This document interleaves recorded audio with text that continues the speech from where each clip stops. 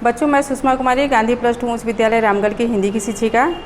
बच्चों, आज हम लोग लेक्चर 2 में देखेंगे सूरदास के पद का दूसरा, तीसरा और चौथा पद। बच्चों, हम लोग पहला पद में देखे हैं कि इस कविता में जो सूरदास द्वारा लिखित है, जिसकी भाषा ब्रज भाषा है, इसमें जो लिया गया है, ये महाभारत में हम लोग देख चुके हैं कि किस तरह से कृष्ण जो है उनका जन्म होता है, वो वृंदावन जाते हैं, वहाँ से मथुरा आते हैं गोपियों को छोड़ करके, और इसका नाम दिया गया है भ्रमर गीत। भ्रमर गीत सार से ये पद लिया गया है, जिसमें बताया गया है कि जब श्री कृष्ण मथुरा चले जाते हैं और वहाँ से वो वापस नहीं आते हैं और अपने एक मित्र को, जिनका नाम उद्धव रहता है, उसे गोपियाँ जो उनकी इंतजार करते रहती है, उनके लिए संदेश भेजते हैं, योग का संदेश। बच्चों, हम लोग पिछले ही लेक्चर में पढ़े हैं कि योग क्या है। योग साधना है और ये निर्गुण भक्ति है। निर्गुण भक्ति यानी कि जिसका कोई रंग रूप आकार नहीं होता है। हम भगवान की प्रार्थना तो करते हैं, लेकिन भगवान का कोई रंग रूप आकार नहीं होता है।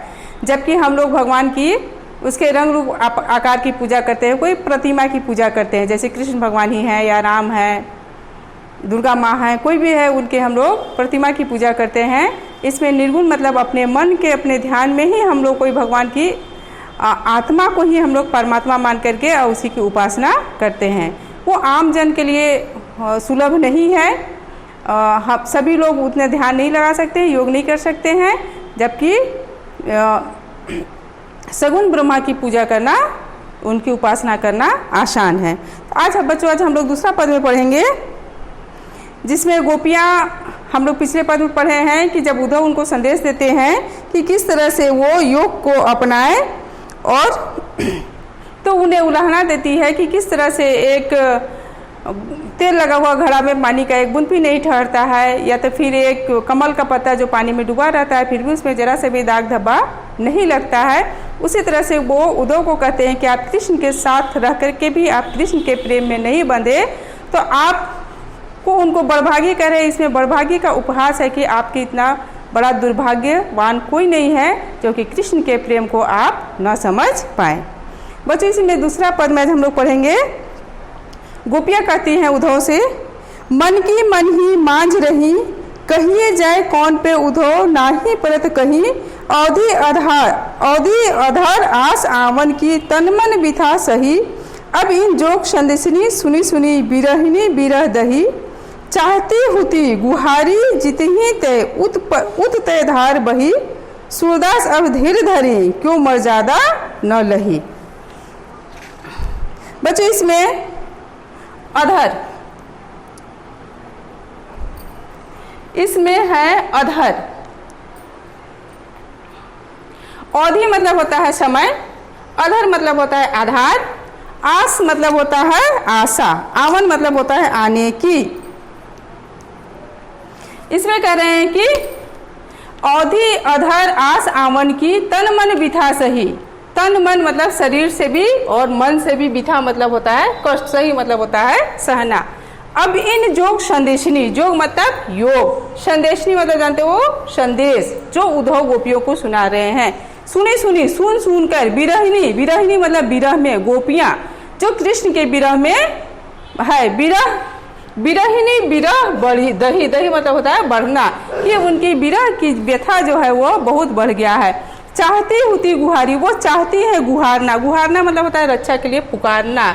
जितही, जहाँ से, तय वहाँ से, उत तय धार बही, उत तय धार बही यानी योग की धारा बही। सूरदास अब धीर धरी, सूरदास ही कहते हैं गोपियों से, अब धीर धरो, है ना, धैर्य रखो, मर्यादा न लही, न लही मतलब छोड़ना नहीं, मर्यादा मतलब मर्यादा। तो बच्चों, इसका शाब्दिक अर्थ है, इसका भावार्थ है कि गोपियाँ कहती हैं मन की मन ही मांझ रही। हम लोग मन की मन ही, मांझना मतलब होता है उसको सोच रहे हैं, मंथन कर रहे हैं कि कृष्ण आएंगे और हमें हमारी जो व्यथा है, जो हमारी कष्ट है, उसे दूर करेंगे। कहीं जाए कहाँ पर उद्धव, नाही परत कहीं, कि कृष्ण है जो कह रहे हैं कि जय, कहिए जाए कौन पे, कहाँ हम जाए उद्धव से, नहीं परत कहीं, कहीं पर कोई उम्मीद नहीं है ना, कि हमें अवधि अधर आस आवन की, जहाँ से हम लोग उम्मीद रखे थे कि कृष्ण आएंगे और हमारी मन की व्यथा को, जो हमारा कष्ट है, हमारा दुख है, उसे वो दूर करेंगे।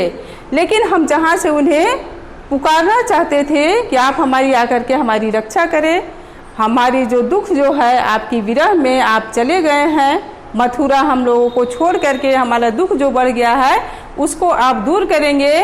इसलिए हम लोग कि आपका इंतज़ार कर रहे हैं, कि समय भर है कि समय कट रहा है, इंतज़ार कर रहे हैं, लेकिन आप आएंगे, लेकिन आए नहीं। और हमारी तन मन की व्यथा है कि हमारी जो व्यथा है, हमारे कष्ट है, वो और बढ़ रहा है उसे। अब इस जोग संदेशनी सुनी अब हमें, जब आप उद्धव के द्वारा इस युग के संदेश जो भेजे हैं उसको सुन के हमारी विरह जो है और विरह की व्यथा जो है वो और बढ़ गया है।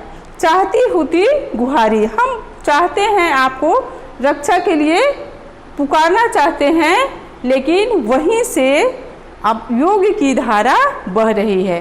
तो इसमें सूरदास जी कहते हैं गोपियों से कि अब तुम लोग धैर्य धरो, है ना, और अपनी मर्यादा की रक्षा करो। कि अब उद्धव से अपनी व्यथा को ज़्यादा व्यक्त करने नहीं कहते हैं, कि गोपियाँ अपनी व्यथा को वे बढ़ने न दे और उसकी सम्मान करे, उसे रखे।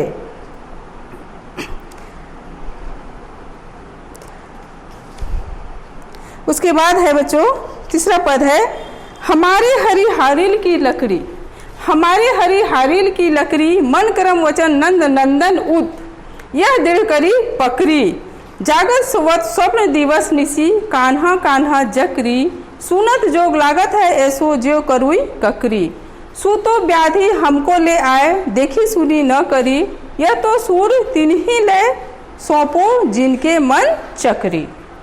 इसमें गोपियाँ कह रही है, किससे? उद्धव से। गोपियाँ उद्धव से कहती है, हमारे हरि हारिल की लकड़ी। हारिल बच्चों एक पक्षी है जिसकी विशेषता है वो हमेशा अपने पैर में एक लकड़ी को पकड़ के रखता है। उसे लगता है कि लकड़ी ही उसके जीवन का आधार है, वो लकड़ी छोड़ देगा तो उसके प्राण छूट जाएंगे, वो मर सकता है, कुछ उसे कष्ट हो सकती है, इसलिए वो हमेशा अपने पैर में एक लकड़ी लेकर के पकड़ के चलता है। तो इसमें गोपियाँ करी कि हमारा मन भी है, हमारे हरि हारिल की लकड़ी, हरि भी जो है उनकी प्रेम जो हमारे लिए है हारिल की लकड़ी के समान है, जिसे हम कभी छोड़ नहीं सकते हैं। वो हमारा जीवन का आलंबन है, संबल है, संबल मानी शक्ति है। मन क्रम वचन नंद नंदन उर, यह दृढ़ करी पकड़ी, कह रहे कि नंद नंदन, मन क्रम वचन नंद नंदन उर, यह दृढ़ करी। बच्चों इसमें है उर, उर यह दृढ़ करी पकड़ी, जागत स्वप्न दिवस, जागत स्वप्न दिवस निसी, कान्हा कान्हा जकरी। इसमें कह रही है गोपियाँ, मन क्रम वचन नंद नंदन, नंद नंदन यानी नंद के नंदन यानी श्री कृष्ण, कि हम सोते जागते मन से, क्रम से, वचन से, अपने हृदय में यह इसको यानी कि इसको कृष्ण के प्रेम को हम कस के पकड़े हुए हैं। जिस तरह से हरिल पक्षी उस लकड़ी को कस के पकड़ी हुई रहती है, उसी तरह से हम लोग मन क्रम वचन और के उड़ से हृदय में दृढ़ करके हम उसे पकड़े हुए हैं। सोवत जागत स्वप्न दिवस निशी, सोते जागते या स्वप्न में या दिन में या रात में, निशी कान्हा कान्हा जकरी, हम लोग सिर्फ कृष्ण को ही पुकारते रहते हैं। सुनत जोग लागत है, योग का संदेश सुनने से ऐसा लगता है ऐसो जो करुई ककरी, करुई ककरी, ककड़ी बच्चों जो गर्मी के सीजन में मिलता है वो कभी कभी इतना कड़वा होता है कि उसको खाया नहीं जा सकता है। तो करी कि योग का संदेश भी हमें कड़वी ककड़ी की तरह लग रहा है, हम उसे अपना नहीं सकते हैं। सूतो व्याधि हमको ले आए, देखो सुनो ना करी। उद्धव तुम ऐसे मतलब श्री कृष्ण जो गए हमें छोड़ के, ऐसा व्याधि यानी ऐसा रोग हमें दे करके गए हैं, दे करके गए हैं और उसके उपचार के लिए हमें ऐसा योग का संदेश वो दे रहे हैं, हमको ले आए, देखी सुनी न करी, जो हम कभी ऐसा देखे भी नहीं थे या सुने भी नहीं थे। कौन सा? योग का संदेश जो उद्धव उन लोगों को, गोपियों को दे रहा है। वो कहती हैं कि ऐसा योग का संदेश हम लोग कभी न सुने थे न देखे थे। यह तो सूर तिन्हीं ले सौंपो, सूरदास से गोपियाँ कहती है। सूरदास कहते हैं यह तो उन्हीं लोगों को ये योग का संदेश दो जिनके मन चक्री, जिनके मन चक्री, चक्री मतलब जो घूमते रहता है, जिनके मन इतना चंचल है, जो कहीं एकाग्र नहीं होता है, वो घूमते रहता है, उन्हीं लोगों को योग का संदेश देना चाहिए जिनके मन भी वहाँ शांत रहे। तो बच्चों इसमें यही वो कहना चाह रहे हैं कि उन्हें योग का संदेश नहीं चाहिए, उन्हें सिर्फ कृष्ण का ही संबल आलंबन उनके जीवन को सार्थक पहुंचा रहा है। वो सिर्फ कृष्ण से ही प्यार करती हैं और उन्हें योग का संदेश तो कड़वी ककड़ी की तरह लगता है जिसे वो कभी स्वीकार नहीं कर सकती है। और उद्धव को कहती है कि आप ये योग का संदेश उन्हीं लोगों को दीजिए जिनका मन चक्री के समान चंचल है, घूमता रहता है। हमारा मन तो एक पास स्थिर है। कहाँ स्थिर है? श्री कृष्ण के पास, वो कान्हा के पास उनके मन स्थिर है, इसलिए वो अपने मन में और वो योग का संदेश नहीं ले सकती है। बच्चों चौथा पद में है, हरि है राजनीति पढ़ी आए, समझुई बात कहत मधुकर के, समाचार सब पाए, एक अति चतुर होते पहले ही अब गुरु ग्रंथ पढ़ाए, बड़ी बुद्धि जानी जो उनकी जो संदेश पठाए, उधर भले लोग आगे के पर हित डोलत धाए, अब अपने मन फेर पाइहे चलत जू हुते चुराए, ते क्यों अनीति करे आपुन जे और अनीति छुड़ाए, राजधर्म तो यह सूरजो प्रजा न जाहि शताए। इसमें गोपियाँ कह रही हैं कि हरि यानी श्री कृष्ण तो है, अब राजनीति के पाठ हमें भेजे हैं, हम बात समझ रहे हैं, है ना। मधुकर से जो वो मधुकर यानी कि उद्धव से जो वो संदेश भेजे हैं, वो कह रहे कि वो राजनीति पढ़ लिए हैं, वो राजनीति पहले भी जानते थे, अब राजनीति उद्धव से और पढ़ लिए हैं और वो राजनीति के ही समाचार वो हमें भेज रहे हैं। एक अति अतुर चेहरे, वो पहले ही बहुत चतुर थे, अब तो वो गुरु ग्रंथ यानी उनके उलाहना दे रहे हैं, वो कृष्ण को उलाहना दे रहे हैं। वो तो पहले ही बहुत चतुर थे कि हम गोपियों को बहुत सताते थे, हमेशा तरह तरह से परेशान करते थे, अब तो वहाँ गए हैं और राजनीति पढ़ लिए हैं और हमें योग का संदेश भेज करके हमें और परेशान कर रहे हैं। बड़ी बुद्धि जानी जो उनको योग संदेश पठाए, उनकी बुद्धि बहुत बढ़ गई है, जो हमें राजनीति का, जो हमें योग का संदेश पठाए मतलब भेजवाए हैं। अब अपने मन फेर पराही चलत जो होते चुराए, अब उद्धव भले लोग आगे के पर हित डोलत धाए, उद्धव से कहते कि भले लोग थे जो आगे के बारे में सोचते हैं, पर हित डोलत धाए, पर उनके मन कभी विचलित नहीं होता है। अब अपने मन फेर पर ही चलत जो होते चुराए, जब वो यहाँ से जा रहे थे उस समय तो वो होशियार थे कि हमारे चित्त हमारे मन को चुरा करके लेते गए हैं। ते क्यों अनीति करे आप, वो हम लोगों के साथ अनीति यानी कि ऐसे बात क्यों करते हैं और जो अनीति छुड़ाए। अनीति यानी कि गलत काम किए हैं कि हमारे मन को, हमारी क्या कहेंगे कि हमारे मन हमारे व्यथा, हमारी जो मन जो है, हमारी चंचलता है, हमारी उसको वो चुरा करके, दिल को चुरा करके वो ले गए हैं और वो कहते हैं कि क्यों अनीति करे आप, वो हमारे साथ अनूति किए हैं जे और अनीति छुड़ाए, अब उससे वो पीछा छुड़ाना चाहते हैं।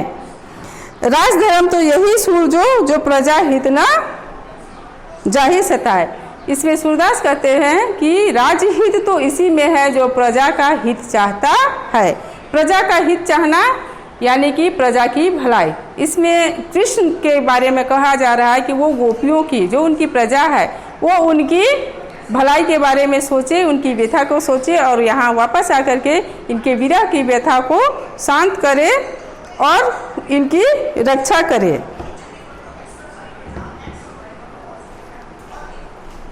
बच्चों इस में अब हम लोग का ये सूरदास का ये पद समाप्त होता है।